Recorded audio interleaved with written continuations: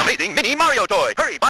In 2004, Nintendo gave us Mini Mario toy. It walks, it talks, it says, hurry before they're all sold out. Hurry, buy one, buy them all. Buy them all. Buy them all. Buy them all. Yeah, that. The Mini Mario toy was first showcased in Mario vs. Donkey Kong. These toys, which retailed in-game for $40, and if you don't believe me, then listen to this. See? Became the main focus of the games within the ensuing series to mixed results. Fast forward to 2015, and Nintendo has now officially made the Mini Mario toy. With some friends, as Amiibo. But instead of walking, talking, and mamma-meing, these toys were made to interact with your video games. These two concepts existed as separate entities for about a year. Then someone at Nintendo came up with an idea. What if we took the games related to the fake Mario toys and combined them with the actual Mario Amiibo toys? The result was Mini Mario and Friends Amiibo Challenge.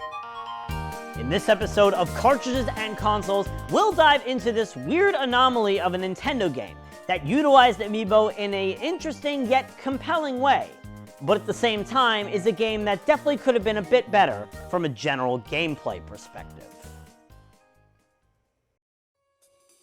Mini Mario and Friends Amiibo Challenge, alongside being a tongue twister of a name, released on April 28, 2016 for the Wii U and 3DS systems as a free-to-download game. Now that being said, the statement free-to-download game comes with an asterisk, as even though the game was free, it required the use of Amiibo to play. I've covered these before in other episodes, but as a refresher, Nintendo's Amiibo are plastic figures with near-field communication readers inside of them that you can use to unlock bonus content in certain games. In addition to bonus content, there were two digital-only games released about a year apart from one another that required Amiibo to play. These were Amiibo Tap, Nintendo's Greatest Bits, where tapping an Amiibo gave you a random retro game demo, and this game. Here, tapping any random Amiibo you have will load in a mini spec toy, allowing you access to the actual game and the levels in it. In a level, once you activate your mini toy, it begins moving on its own, and you must try to bridge gaps with red girders or purple blocks, make your toy move around the map with yellow springs or green pipes, or do a combination of all of these to guide it to the exit. All of this, between activating the toy and moving all of these components, is accomplished by using either the 3DS touchscreen or the Wii U gamepad. However, this is only half the fun, as if you use any of these Mario series Amiibo, which notably exclude Wario and Waluigi, but for some reason include Donkey Kong and Diddy Kong, then your mini toy will get a special power or ability. For example, the Mini Mario toy can wall jump, the Mini DK toy can climb up steep slopes, the Mini Peach toy, don't take that out of context, will float over gaps, etc.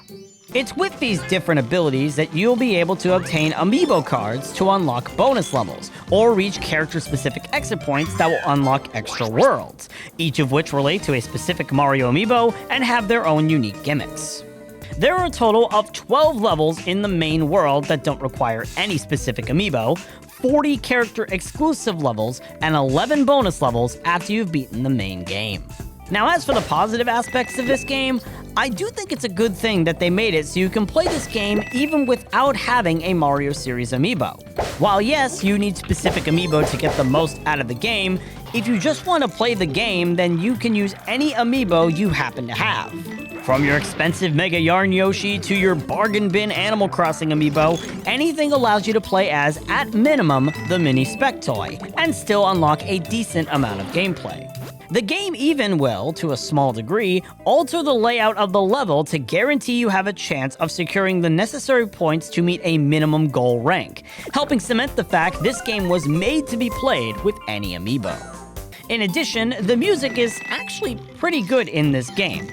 While all of the themes are just variants of other themes across the Mario vs. Donkey Kong franchise, or are remixes of noticeable themes relating to each of the character-specific Amiibo worlds, they still contribute to a pretty good soundtrack selection that I do feel like goes under the radar a bit. Also, unlike another game I refuse to mention that has Amiibo support, I will say one small positive is once you've scanned your Amiibo to select which mini toy you'll use, you don't need to scan it again. However, obviously, the big drawback of this game is that it does require Amiibo to actually play. This wouldn't be a massive issue if it weren't for the fact that core features were locked behind certain Amiibo. It doesn't help that these core features, which include the character-specific levels and any levels you can unlock with Amiibo cards, make up about 80% of the whole game. Meaning, contrary to what I said, using any Amiibo you have is nowhere close to half the fun, and if you want to play anything outside of the 12 generically themed main levels and one bonus level, you're going to be coughing up some cash.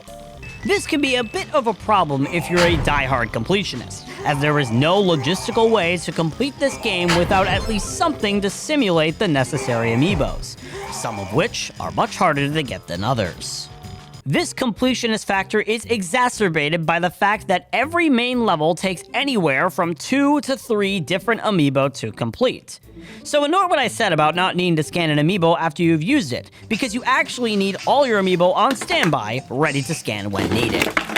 This would have been easier with a character select screen that only unlocks the specific characters after you've scanned their Amiibo once, but instead you resort to having to continually scan a different Amiibo every time you want to get the collectible necessary for 100%. Okay, now obviously, the game is heavily focused on Amiibo, which explains the title and why 90% of this episode has been about that.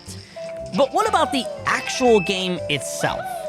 You know, the part where you guide these automatically moving figures that you have barely any control over, minus a small speed boost, to the end of the level by interacting with the environment.